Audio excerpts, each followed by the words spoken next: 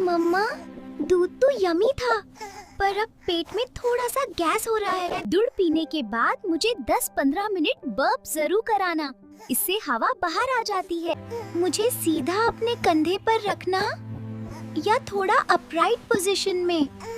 हल्के हाथ से मेरे पेट पर क्लॉकवाइज मसाज करना, मुझे बहुत आराम मिलता है।